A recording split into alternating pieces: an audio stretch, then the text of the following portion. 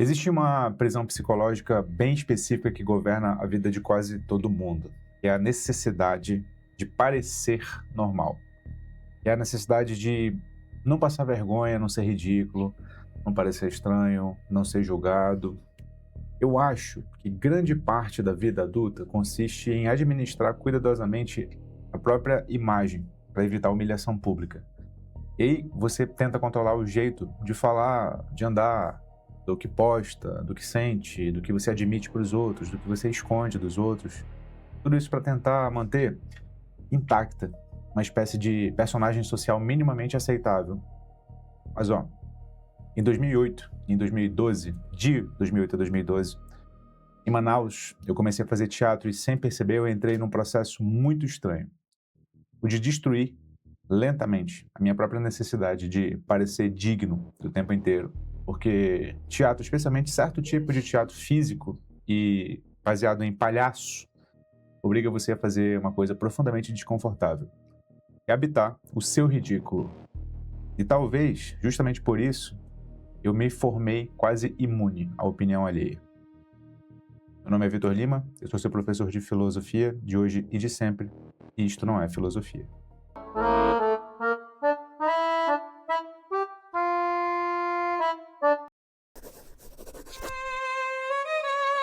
Existe uma coisa curiosa sobre o medo de julgamento. Ele raramente nasce das grandes tragédias. Na maior parte do tempo, ele nasce de pequenas vergonhas que você imagina. Parecer bobo, falar errado, falar deslocado, ser visto tentando algo e fracassando. Então, a gente começa lentamente a amputar as nossas partes espontâneas da personalidade. E a gente não dança porque sente vergonha, a gente não canta porque sente vergonha, a gente não fala porque sente vergonha. E aí, a gente não tenta qualquer coisa porque sente vergonha. E sem perceber, constrói uma existência inteira baseada em autoproteção social. O clown, que é uma espécie específica de palhaço, faz exatamente o oposto. O clown pega aquilo que normalmente a gente esconderia. Inadequação, erro, fragilidade, constrangimento. Transforma tudo isso em matéria-prima da cena dele. Isso é fundamental de entender. O clown não é simplesmente engraçado. Ele é o sujeito que fracassa diante dos olhos do público. E ele continua existindo mesmo assim. Aliás, ele existe por causa disso. Isso talvez seja porque ele produz tanto desconforto em algumas pessoas que é justamente esse o show. Ele expõe uma coisa profundamente humana dele próprio. Ele é ridículo. O clown tenta abrir uma porta e abre da forma mais difícil possível. Ele tenta sentar, aí ele tropeça. Ele tenta parecer elegante, aí ele fracassa. E fracassa miseravelmente, mas ele continua tentando. E no fundo, o público ri porque reconhece ali uma versão meio exagerada da sua própria condição humana. Quando eu comecei teatro em Manaus, entre 2008 e 2012, eu ainda tinha muito dessa necessidade de controle da imagem. Só que o palco destrói isso bem rapidinho. A minha primeira peça foi Alto do Rei Leal. E existe algo muito bonito nessa montagem que, olhando hoje retrospectivamente, dá até saudade. Era uma adaptação livre inspirada no Rei Lear, do Shakespeare, misturada com tradição popular brasileira, do José Mapurunga, baseado em literatura de cordel, uma estética de maracatu. Mas o detalhe importante é outro. 4 atores faziam dezenas de personagens, inclusive personagens femininos. E eu fazia figuração. Substituía atores quando faltavam, entrava em vários papéis diferentes. Isso aí já começa lentamente a desmontar certa rigidez do meu ego, porque você para pensar, como é que eu pareço? E começa a pensar, olha, isso aqui funciona ou não funciona para a cena? No teatro físico, existe uma entrega que quase não existe na vida cotidiana. Você aceita parecer estranho. Aceita parecer exagerado, vulnerável, exposto. Então, o que acontece é o seguinte, o medo do julgamento começa lentamente a perder força. Você percebe uma coisa bem simples. Sobreviver à vergonha é possível.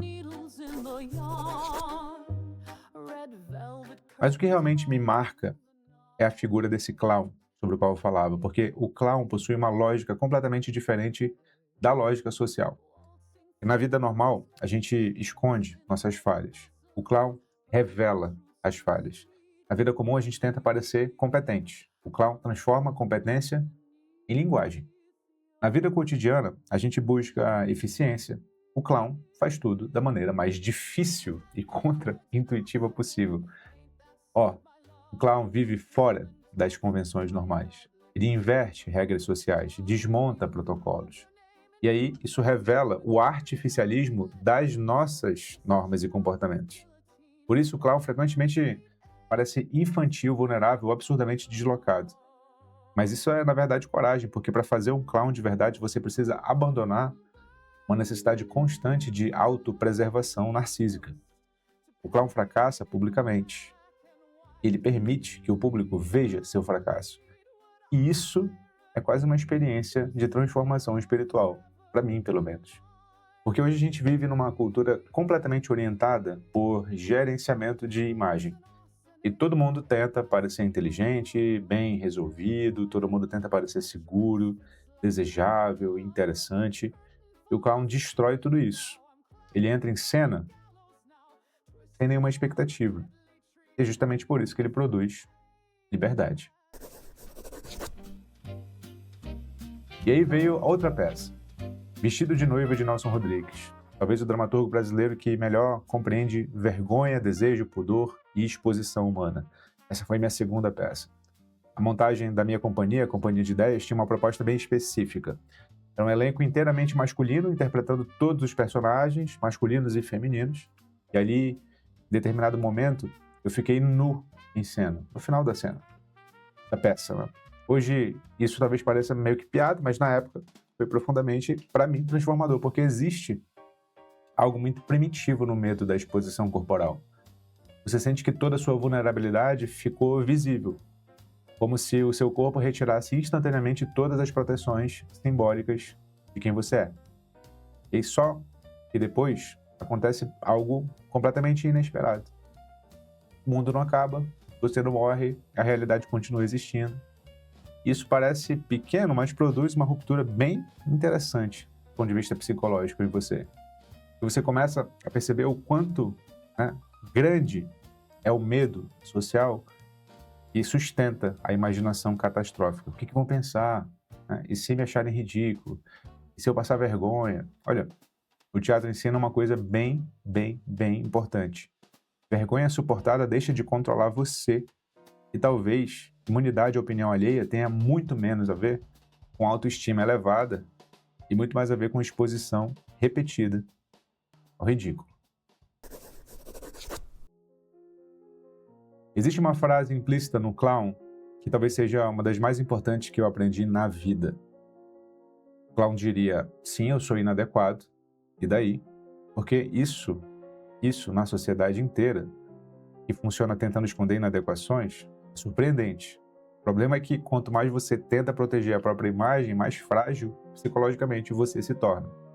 Qualquer crítica passa a te machucar, qualquer rejeição destrói, qualquer constrangimento vira uma catástrofe na sua cabeça. O clown faz o contrário. Ele cria uma intimidade com o fracasso.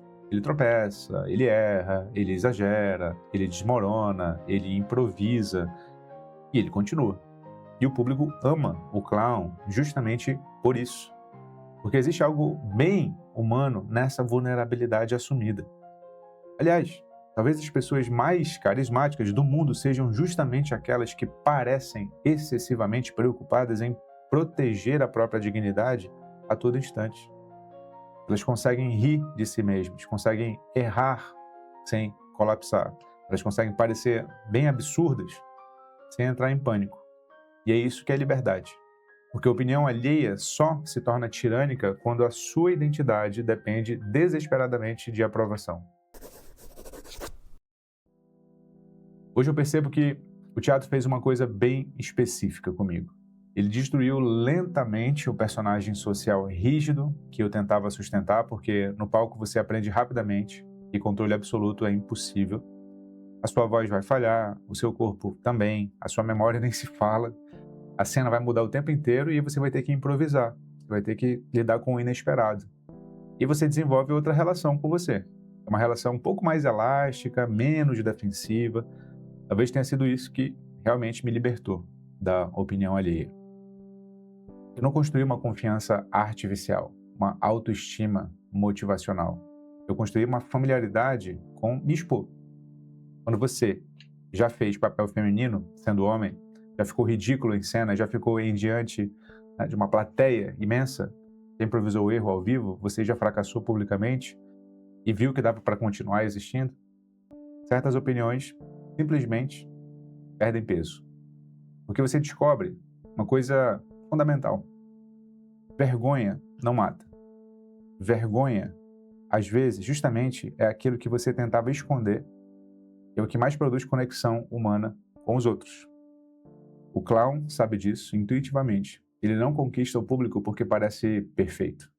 Ele conquista porque revela a todo vapor a sua humanidade. E aí, no final do dia, eu acho que eu me tornei relativamente imune à opinião alheia quando eu perdi o medo de parecer ridículo. Isso aconteceu lá no teatro, no alto do Rei Leal, no vestido de noiva, nessas improvisações que aparecem, nos erros, nos personagens meio que absurdos, na experiência do dia a dia e me inspirando nessa figura do clown, que é algo profundamente verdadeiro da condição humana. O ridículo, todo mundo é ridículo. A gente só gasta energia demais tentando esconder isso. E aí a reflexão aqui, talvez, de liberdade emocional tenha menos a ver com se tornar admirável e mais a ver em suportar ser visto imperfeito sem entrar, né, em colapso. E talvez exista algo profundamente saudável em aprender a fracassar em público, porque quando você finalmente percebe que consegue sobreviver à vergonha, olha, o olhar dos outros perde muito do poder que tinha sobre você.